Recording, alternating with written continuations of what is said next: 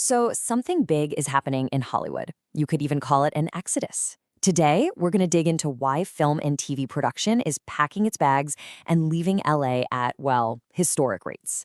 And what does that even mean for the future of entertainment? Let's get into it. All right, let's just jump right to the heart of the matter with this one number, 24%. That's a staggering year-over-year drop in major scripted film and TV projects shooting in LA. And believe me, that single number, it tells a huge story about an industry that's really in turmoil. And if you want to see what that 24% drop looks like, well, here you go. This chart really puts it all into perspective. We're talking about on-location shoot days plummeting from 36,000 down to under 20,000. And that's in just 3 years. It's a massive, massive drop, and it's way more than just the fallout from last year's strikes.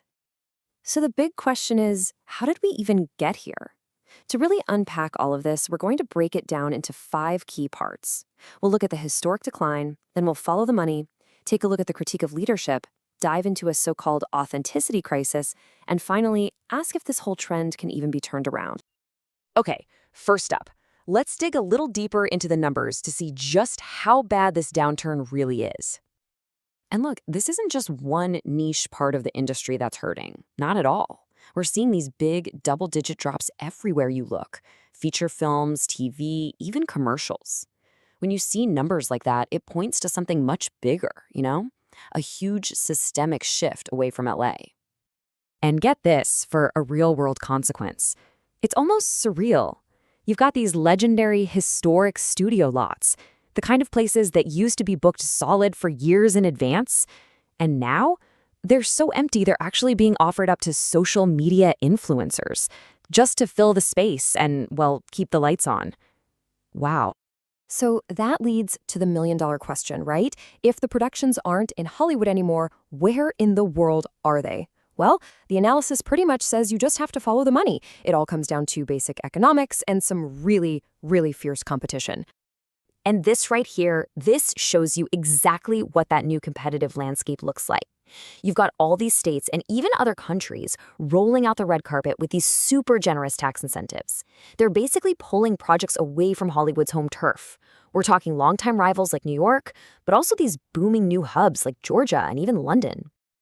Okay, so with all these other places making better offers, you have to wonder, what has California's leadership been doing about it? Well, the analysis we're digging into here has some, let's just say, pretty sharp critiques of their response.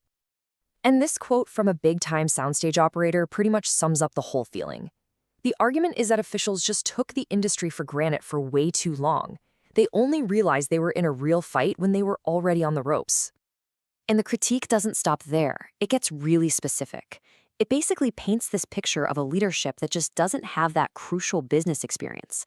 Their go-to move for any problem is to raise taxes instead of actually figuring out how to make the state a more attractive place to do business.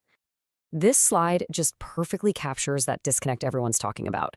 So on one side, you see the official solutions, boosting incentives a little bit, lowering a fee here or there. But on the other side, you have this really blunt assessment saying that's all just a drop in the bucket. It's like trying to put out a massive forest fire with a tiny watering can. It's just not going to cut it. But here's where it gets even more complicated. The analysis suggests this isn't just about money or politics. Nope, there's a third factor, something more cultural. It's what's being called an authenticity crisis, and it's supposedly alienating the very audience Hollywood can't afford to lose.